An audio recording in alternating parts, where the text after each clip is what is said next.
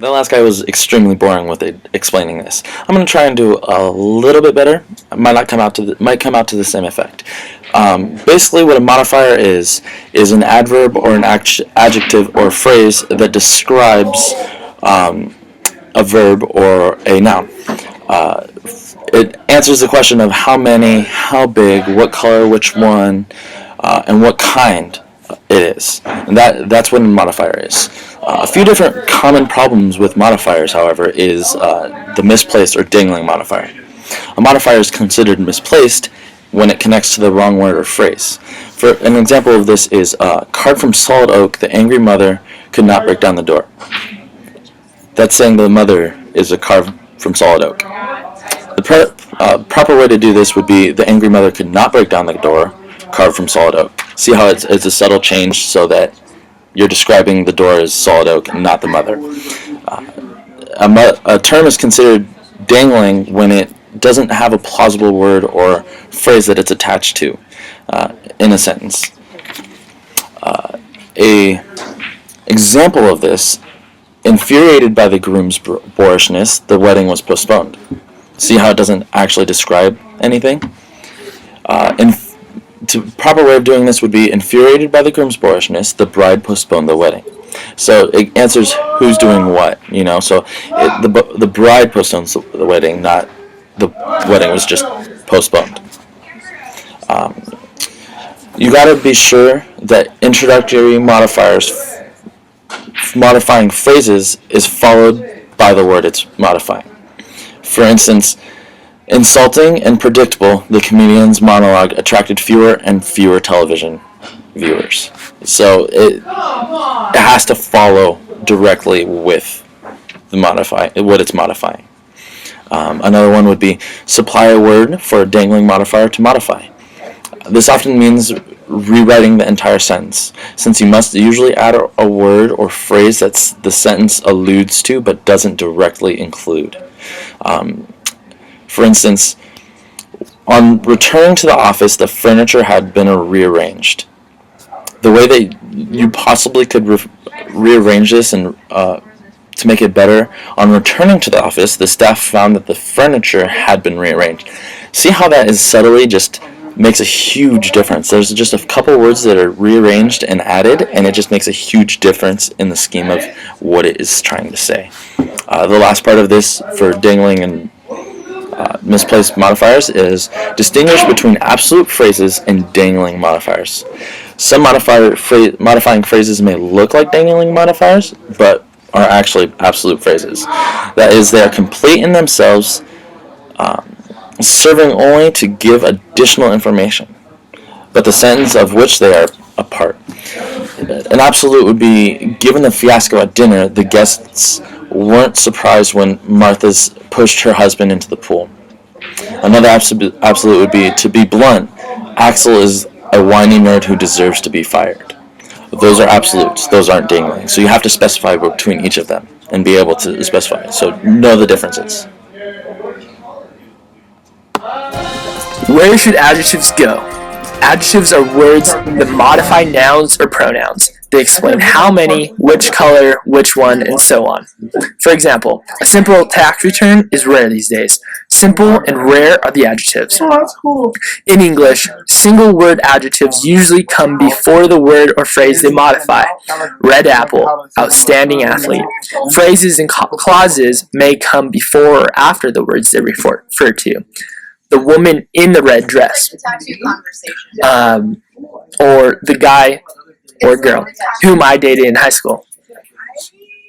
So, a couple things to remember is it's important to relocate any adjectives that are potentially confusing or ambiguous. So, anytime that the adjective is in the wrong place of the sentence and seems to describe something else, for instance, the long-lost diplomat's memoirs were revealing. That's ambiguous.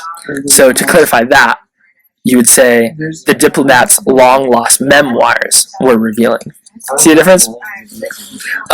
Second, consider placing adjectives after the words or phrases they modify. So a tedious sentence would be a new, powerful, quick, and easy to use database was installed today. You don't want to say that.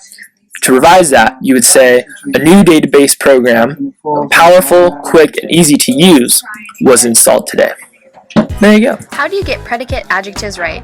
Many people have problems selecting the correct term to follow linking verbs such as seem, become, look, appear, feel, and smell. An adjective that follows a linking verb is called a predicate adjective. I feel bad. He seems uneasy. Iris appears calm. Remember that only adjectives, not adverbs, can modify a noun. So after a linking verb, you need an adjective, not an adverb, to modify a noun. In the following example, the first version of the sentence shows the incorrect adverb modifier. The second version shows the correct adjective form. Incorrect is the account feels awfully about underestimating your taxes. The correct way to say that is the account feels awful about underestimating your quarterly taxes. The same principle applies when you modify a noun that acts as the object in a sentence in the following example. Incorrect way is the accountant kept the leather in his Lexus flawlessly. The correct way to say that is the accountant kept the leather in his Lexus flawless. Pay special attention to good, well, bad, and badly.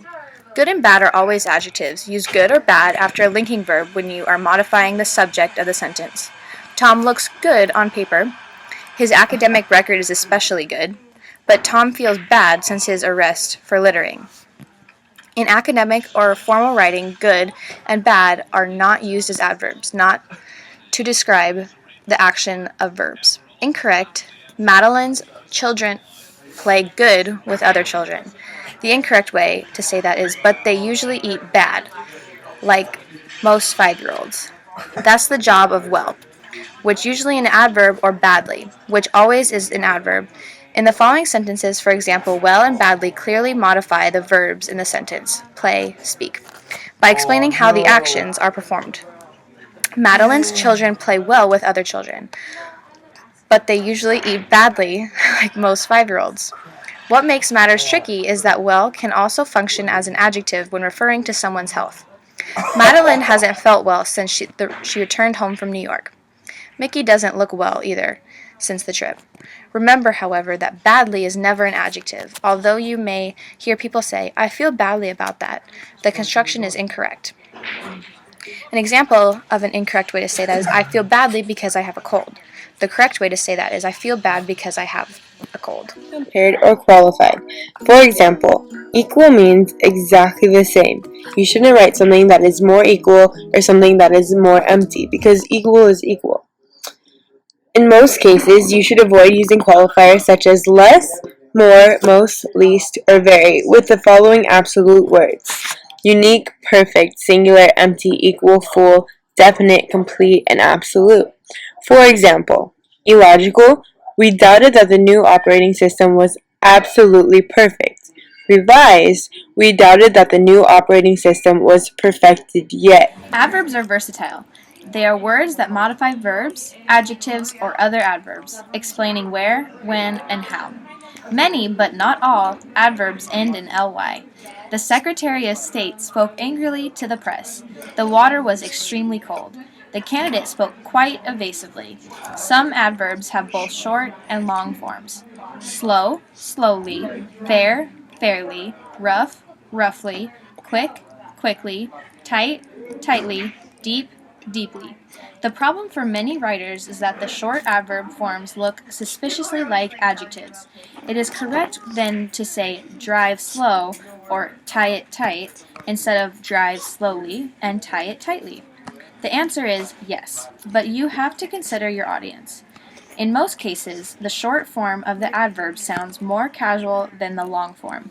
Consequently, in most academic and business situations, you'll do better than to use the ly form.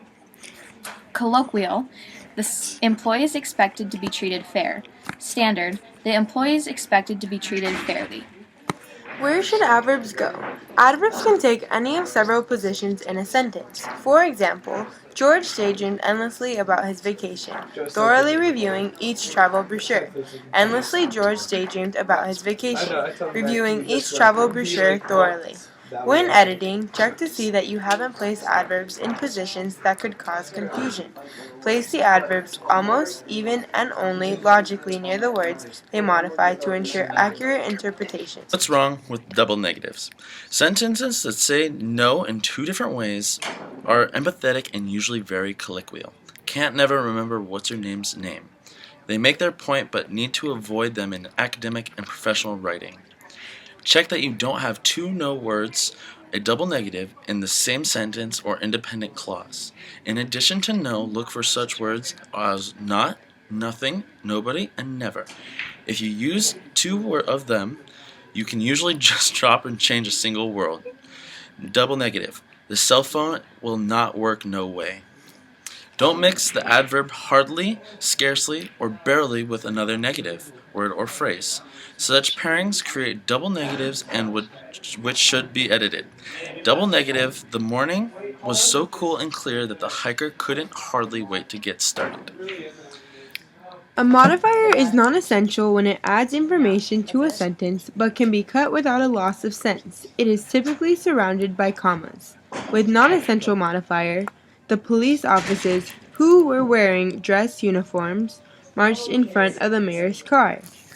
When you can't remove a modifying expression from a sentence without significantly affecting its meaning, you have an essential modifier, which is not surrounded by commas. The sentence may make little sense with the modifier cut. Essential modifier. Diamonds that are synthetically produced are less expensive than natural diamonds.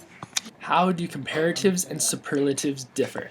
The comparative and superlative forms of most adjectives and a few adverbs can be expressed two ways. Ugly, an adjective. Comparative, uglier, more ugly. Superlative, ugliest, most ugly. Slowly, an adverb. Comparative, slower, more slowly. Superlative, slowest, most slowly. As a general rule, use and ist endings with words of one syllable and more and most, or less and least, with words of two or more syllables. 1. Use the comparative, not the superlative, when you're comparing two items. 2. Use the superlative when comparing more than two items. 3. Avoid using two comparative or two superlative forms in the same phrase. 4. Make sure comparisons are not complete enough to. Dang it, not doing it. Dang it.